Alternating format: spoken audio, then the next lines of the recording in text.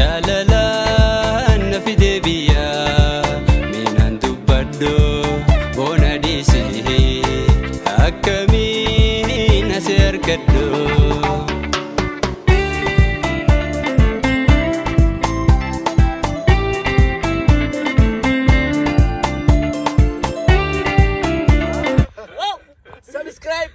Subscribe. Dera galamso YouTube hara amma bare jira.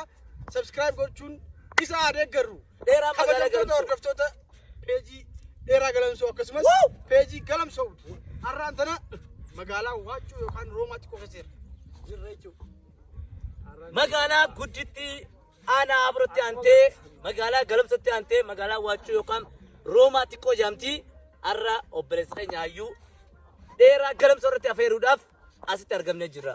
Barreessa walaleessa danda'a laalantika keessi isaa guddaa gizee laalantika sammuu isaa guddaadha wajjin turtii gaarii isin jenna. Mee Herosan Nuure Daama namni hedduun social media irratti ni beektanii wararoo barreessuudhaan hedduu beekama. Qarra warroota kanum dhiyeessimee daawwattoota page dheeraa galamsooti.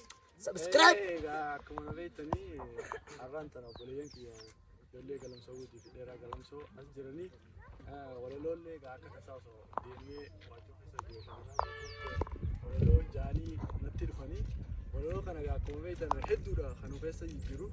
Walaloo walaleessaa walaloo armaan gadii walaluuf tokko lama sadii jaanii qophii galanfaatti jiru. Fakkeenyaaf walaloo namoota karaa dalgatti waa hubataniif walaloo akkasii tana bilbilumarraa duuba isinitti qishoo tuttuqeetuma bira dabarra. Mizaanni arraba kee kan nama fotteessu ilaalchi kee turii kan nama hammeessu hamtuma dubbatta keessaa fi gubbatti yaada fokkotaadha. Gaafa nuti ulullee gara kee afuufnu gaafa gorsa gaarii nu si cinaa dhufnu gurra kee ukkaamsitee bobarraan nu laalta sumii haminaatiin onnee kan kee faalta akka waan nuti jallina siif hawwinu akka waan nuti gaarii si dhoowwinu ni gungumta of sukkumta waa hunda ba'attee olii fi gadi akka waan maraatte ofin gartu nus hin gartu daraa fi daakus ofirraa hin bartu waanuma hundaa'uu dalgatti hubatta jecha gaarii jedhu jibbatti fudhatta ani waa'ee kee naan galu anuma yaachisa dalgatti jiraachuun si ni barbaachisa waan jaamu takka irraa dudubbanne duuba. Sakanya Epi Promotion akkasumas dheeraa magaalaa Galamsoo.